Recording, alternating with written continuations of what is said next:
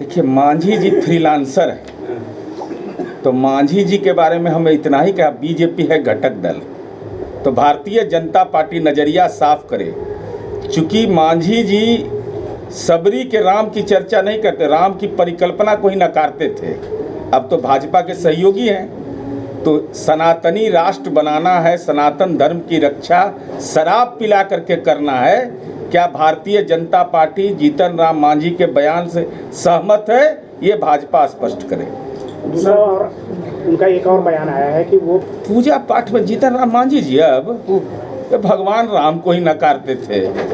वो राजनीति में स्वाहा होने के डर से टिकट मिलने का रहता है ना, टिकट में कुछ दिक्कत होगा, कुछ गारंटी नहीं मिल रहा है, इसी के चलते दिल्ली में जाके करना पड़ेगा।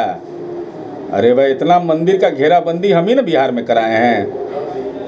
बनारस में भी मंदिर का घेराबंदी यूपी में नहीं होता है। बिहार एकमात्र राज्य है जहां मंदिर और कब्रिस्तान दोनों की घेराबंदी हम करते हैं। तो जीतन राम मांझी जी का संगति का असर हुआ है। अब क्या राम के अस्तित्व को न स्वीकार करने लगे?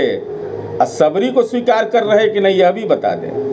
कल 5 राज्यों का रिजल्ट आ गया। देखिए, मैंने पहले बताया कि 5 राज्यों के विधानसभा चुनाव में ये देश के आदरणीय प्रधानमंत्री नरेंद्र मोदी जी के कलेजे में दम नहीं हुआ कि मिजोरम चुनाव प्रचार करने जाए। यह हालत है देश के प्रधानमंत्री का, और वह कारण है मणिपुर में किए गए राजनीतिक महापाप का। जिस ढंग से हथियार लुटवा दिया सत्ता के संरक्षण में, जिस ढंग से माँ बहनों की इज्जतों पर हमला हुआ, और आज तक के नरेंद्र मोदी जी वहाँ गए नहीं, जबकि वह राष्ट्रीय सुरक्षा के लिए बहुत महत्वपूर्ण राज्य मेरे लिए मणिपुर है, देश का मुकुट है। तो जो हवा अभी चल रही है उसके हिसाब से यह लगता है कि तेलंगाना में तो बोहनी नहीं होना चाहिए इनका, विश्व की सबसे बड़ी पार्टी है। दूसरा, हमको यह लगता है कि मोदी मैजिक का असर खत्म है। मोदी मैजिक के नेतृत्व, चूंकि मोदी जी के नेतृत्व में चुनाव हो रहा है, इसलिए यह मत कल कहिएगा भाजपा कहे कि इस राज्य में हार गया स्थानीय कारण से। नहीं, आदरणीय नरेंद्र मोदी जी के नेतृत्व में, चूंकि बाकी सारे नेता राजनीतिक बीपीएल वहाँ हैं, कोई भूमिका उन लोगों की नहीं है। राज्य के मुख्यमंत्री रहे, देश के रक्षा मंत्री रहे, किसी का नहीं। मोदी शाह के नेतृत्व में चुनाव हो रहा है।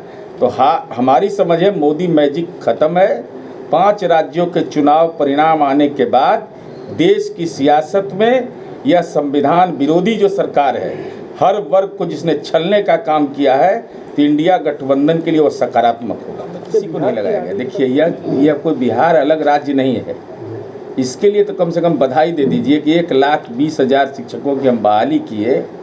अब प्राण कितना लोग का छूट रहा है, जिनको मौका मिला था।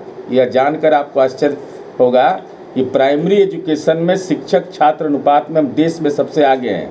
और यह जानकर आपको हैरत होगी कि केंद्र की मोदी सरकार ने यह फरमान जारी किया कि सीमित संख्या के बाद अगर शिक्षकों की बहाली आप करेंगे तो आप जिम्मेवार होंगे, जबकि शिक्षा संविधान के समवर्ती सूची में है। तो अब क्लास का परिचालन, ये सारे मुद्दे जो हैं वो विभाग के मुद्दे होते हैं। अगर इस पर कुछ मामला जिसे संघ संगठन से नहीं जुड़ना, हमारी असहमति है। हमने सार्वजनिक रूप से कहा है 9 से 5 लोकतंत्र में कर दिया गया है छात्राओं को रहने के लिए स्कूल में से।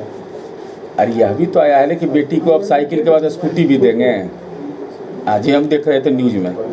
ये सब तो होते रहता। अपवाद को संवाद नहीं बनाना चाहिए। अपवाद की कोई घटना में समग्रता में देखिएगा तो गांव में लोग खुश है कि विद्यालय चल रहा है, विद्यालय का संचालन हो रहा है, विद्यालय कोष का प्रबंधन हो रहा है।